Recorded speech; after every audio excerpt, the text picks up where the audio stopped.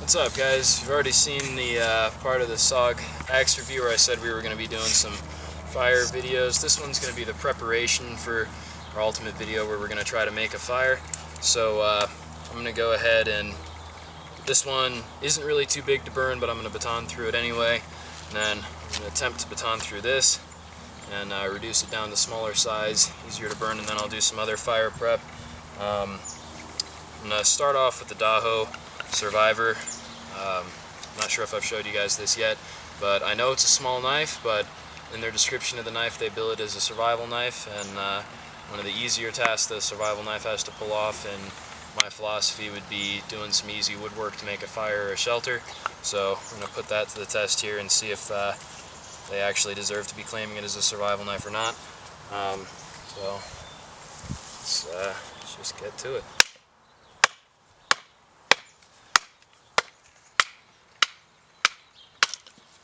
Brought some paper out. I was going to do a sharpness test, but it's too late now, but I'll run it through real quick. It was paper cutting sharp right before I did that. Hopefully it still is. There we go. So it is pretty sharp, just touched it up on the sharp maker. Got through that fine, and that's a nice little piece of kindling we can use. Take another chunk off here.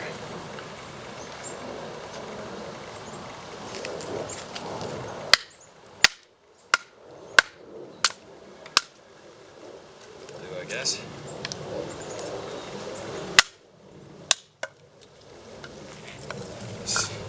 This guy over. So this is a problem you're going to have with a small survival knife. It is going to be hard to get good batoning performance, but you will make do.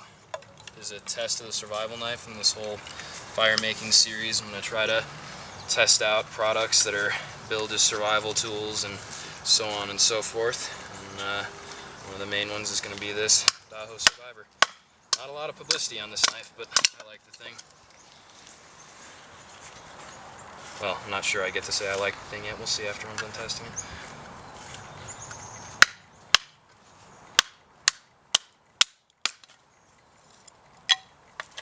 So, let's say I'm done with that for a bit.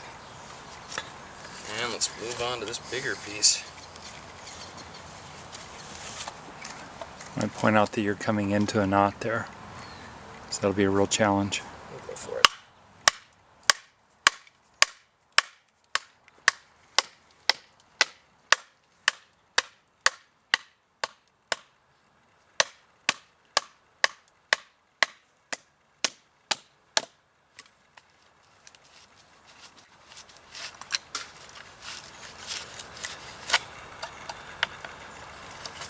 A little bit too shallow in there on the knife. Got to keep pressure in from the side.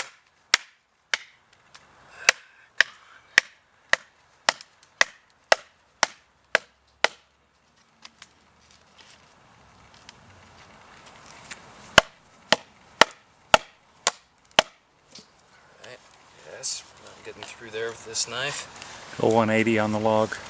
Come at it from the bottom of the knot. Or you can snap that piece out too.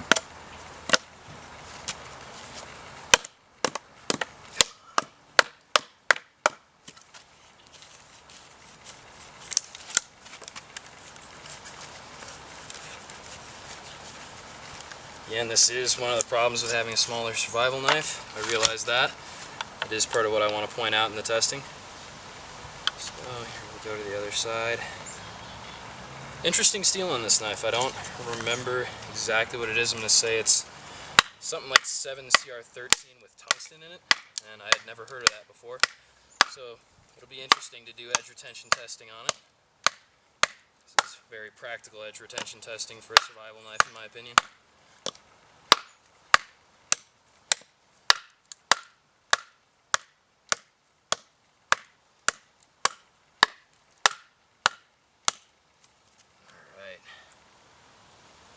Almost there, I suppose. Try to beat through this one.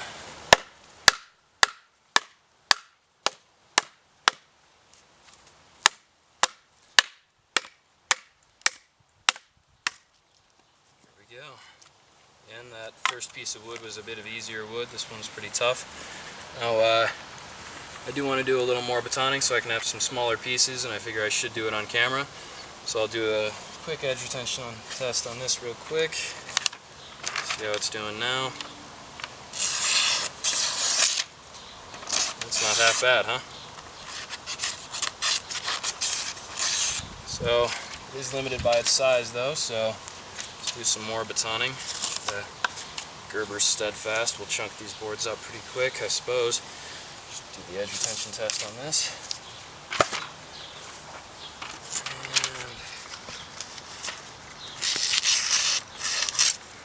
And one maybe, no, there we go. That's plenty sharp. See how it does. Getting through here a couple times.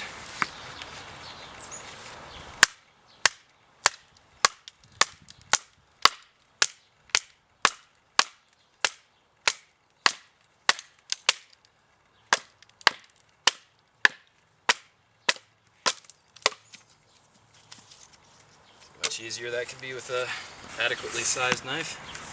It's not even really a performance outdoor type knife, but it is excelling in my opinion.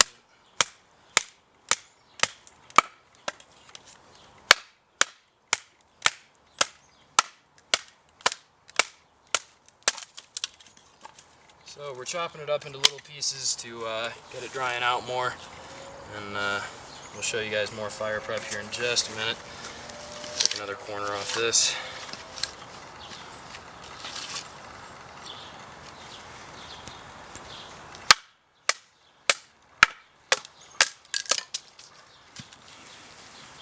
And I'm going to start trying to take some smaller chunks off of to use at the very beginning, getting our fire started. What? Thought you weren't going to move your hand. Okay. Actually, we've got small pieces laying around, so I can just go right into that. Didn't baton too much with this, but we'll do test anyway. It's no good. It was my fault. There we go. Still cutting paper, still sharp, doing well. Go back to the Survivor real quick. I'm going to pick up some of these smaller chips and feather them out some. So, I don't know how close we'll be able to get you guys in on that. Not sure how well I'll be able to do with this wood and with gloves on, but let's give it a shot. The idea of what I'm doing is to try to get these little feathers here out to increase the surface area of the wood. It is proving to be a bit difficult, but we'll endure. This fire is going to be started by Striker, so you'll see all that when the video comes. I'm going to lay these pieces that I've just cut out in the sun to dry. Probably next weekend I'll make the video itself. And so I'll be doing stuff like this to smaller pieces, bigger pieces, getting them really optimized to burn as well as possible. So that was a pretty poorly done job. You can see that there. Quit moving. There. Yeah, I'll be doing stuff like that. I'll go for a bigger piece real quick and see if I can do a little better.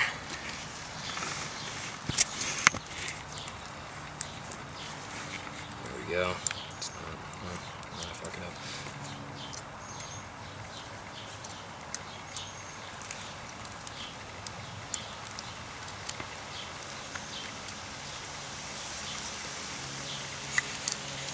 So I switched over to another bigger piece. We're gonna keep doing feathering.